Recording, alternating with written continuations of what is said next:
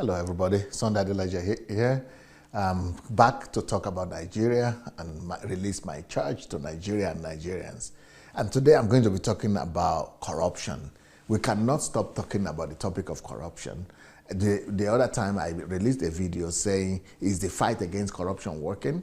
And I said, no, for me, it's not working. And at least it's not the kind of result that we expect that we are getting.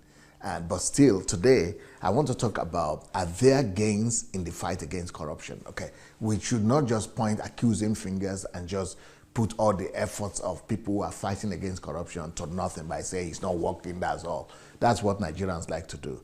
But we should also acknowledge the good work that has been done, the good works that have been done, and the good efforts that people are putting into it. Yes, it's not working, it's not satisfactory, but we should still let people know that at least they are doing something good. If we keep on talking negative only, people's hands will be weak and people will just drop their hands and there will be no efforts at all. So today I want to talk about some gains, albeit little, but at least there are some gains that the fight against corruption has yielded. But before then, I want to show you a video that will show you why we must keep on talking about corruption. So let's see a video here that will show us that there is the need for every Nigerian to keep on talking about corruption and the need to fight against corruption. So let's have a look at this video. And this video will show you, is showing you a classroom. This is a classroom in Nigerian school.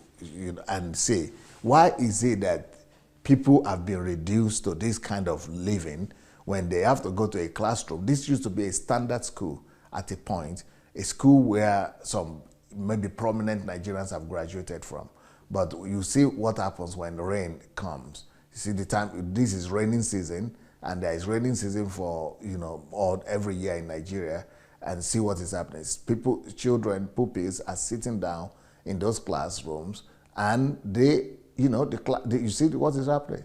The rain is falling right there. If you hear there is a sound there, but we'll remove the sound. The rain is heavy and they don't have any option. Can you imagine what is happening to their papers, to their exercise books, to their uniform, to their shoes, to their stockings? So these are just one proof why we all should keep on talking about the fight against corruption, and why I will keep on, supporting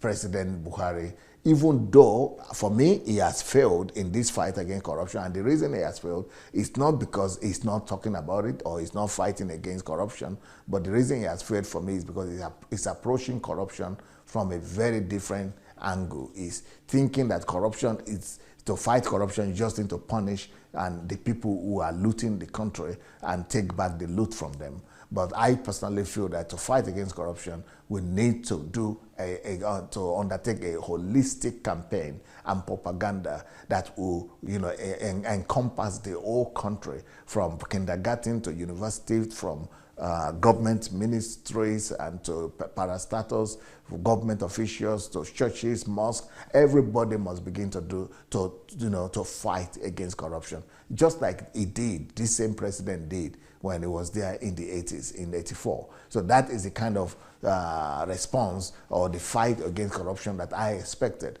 But the kind of fight we are seeing right now is yielding, is a failure, like I said. It's yielding some results, but very, very few. But still today, I want to say, thanks to this fight against corruption, there are some loot and some money that has been recovered from some people, especially highly placed individuals in our society that were regarded or could have been regarded as untouchables. And these untouchables have been able to cough out some of the money that they have stolen from the Commonwealth of Nigerians. The first person that I want to talk about, thanks to this government, is Patience Jonathan. There has been, many people don't even take it serious.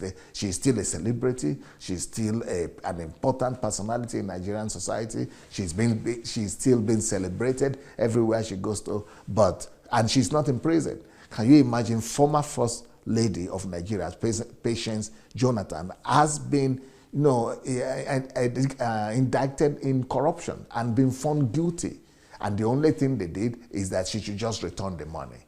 Well, and she's not been punished for it because she's not in jail.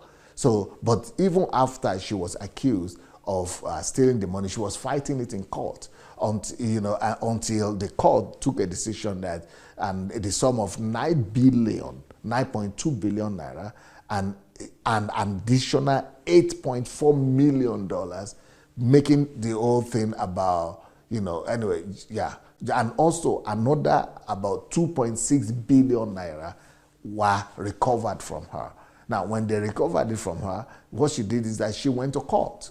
She went to court to fight that, no, the money should still be with her. What kind of salary did she get? Where was she being paid the salary to be able to be in possession of that kind of money?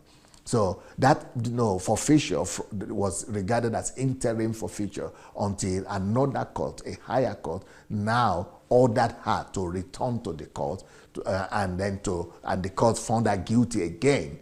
Then they now told her to forfeit that money that she had taken from Nigerian people. But she was not persecuted for it. She was not sentenced for it. She just gave the money back to the country, and that's it. But you see, if we really want schools like this to be taken care of, if we want government officials to stop stealing, there must be punishment for evil that people do.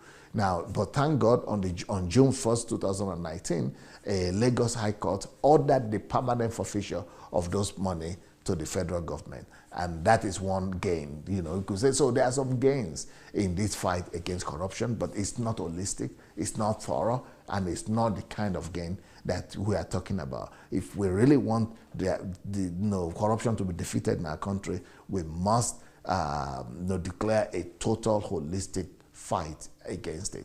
Now, I know there's another example of a so-called gain in the fight against corruption that I want to talk about. But there are many of them, but I just want to bring out the ones that are high profile, people that are untouchable in Nigeria. There are some people that are just untouchable, that are well connected. But the fact that these people that are well connected, highly placed, have been able to be made to answer in the court of law shows the commitment to some extent, and the effort of the present government to really fight this thing. And of course, we know that O.G. Kalu, who is a member of APC, is already in jail. So that is another example. But let me talk about another one right now, Bukola Saraki. Bukola Saraki is a whole family of political elites in Nigeria. And is like the family that is untouchable, because the father was a kingmaker in Nigerian politics, and was the governor, then the son, then the 2 times, then they became this Bukola Saraki was the governor 2 times, then he became the speaker of the Senate, and was the number 3 citizen in Nigeria. But despite that, but also they didn't send him to jail. They found him guilty. The court of law found him guilty of using the money of the state, of the country, and of the Kwara state to buy houses in Lagos.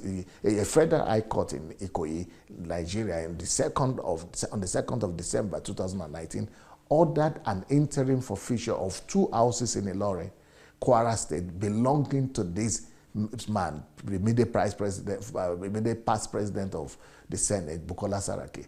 Now, they found him guilty. They found that he has used the money of the state, of Kwara state, to acquire those buildings because he couldn't account for them. But still, they didn't send him to jail because people are afraid of political consequences. Because people are going to say the government is after opponents and opposition party, and it is because these people are. And this Bukola Saraki wanted to become the president of Nigeria. They just want to hold on to power, to keep on stealing. But the fact, at least, that the court of law has been able to not just find him guilty, but also withdraw and make him to forfeit those buildings also is a little bit of gain, but that's why I'm saying the fight is not total. It's not it's not satisfactory, but at least people should know that there are some gains. The EFCC we should commend, because the EFCC are the ones who approached the court and demanded that these things should be proven in the court of law. And the court of law found the man guilty, but he was let go. They let him go. And the worth of those buildings is 1 billion naira. 1 billion naira building, where people are just living. That they acquired it, and it was proven in the court that this man acquired those buildings through process of unlawful activities by stealing the money of Kwara State people. And the Kwara State, some of them people who are the ones who are going to be fighting to defend him and to, from even being prosecuted. That is the kind of country we have, because the mindset, the psyche of our people has not been, sanitized to the extent that it doesn't matter who you are. If you are corrupt, you have to answer for it. Now, there is another third person I want to talk about, another high-profile person. This person was the head of all civil service in Nigeria. And if you look at her, she looks so she looks so holy and so righteous, because she's I think it's a member of, is it Winners or Redeemed? One of those high-profile churches as well. I mean, she was and everybody is thinking, oh, she's born again, until they found that she's been stealing money from the federal government. Her name is Winifred Oyoita.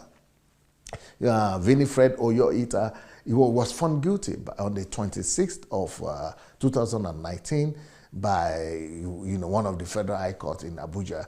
And the Abuja court also, instead of sending him to prison, they only ordered the permanent forfeiture of assets, a lot of assets that this woman has used her position to buy all over Abuja. So the head of service, the head of service of Federation, Mrs. Winifred Oyoita, she was first of all saying, oh, okay, let me retire in dignity, in honor, until the court, and in court they go by evidence, until the court, prove that, and they ask her, okay, what salary did you use? How did you said it was gift. Okay, who gave you the gift? So anyway, this woman, Winifred Oyoita, was placed on indefinite suspension at first, because of the allegation, over corrupt allegations that were launched against her by EFCC, because EFCC had been monitoring her.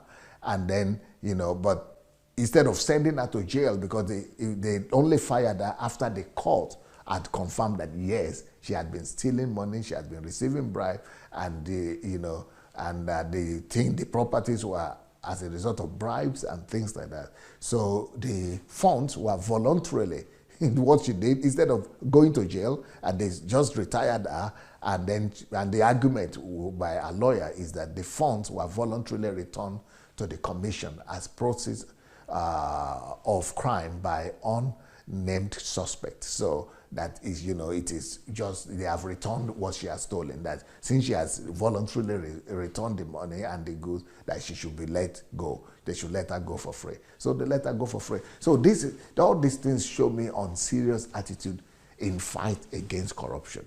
If we really want to win this fight against corruption, you should not, all these three people that I mentioned, they let them go free. Patience Jonathan, Bukola Saraki, Winifred Oyoita, all these people were let go free. What is the gain then in the fight against corruption? Just the fact that the buildings and the money they took were returned to the government. Is that a gain? Some gain, but I still think it's a failed effort, and it's not a serious effort in our fight against corruption. And but everybody, both the civil society, citizens, and government officials, all of us should be raising our voices to keep on pushing the government to do the honors, to do what is needed to make sure that we defeat corruption in our society, that we might be able to have schools, that we might be able to have hospitals, that we will not be having this kind of schools that I showed in the beginning, that corruption will become a thing of the past in our country. But we need a more serious attitude, both from President Buhari and his government, and from all of us as a whole, for the love of God, church, and nation.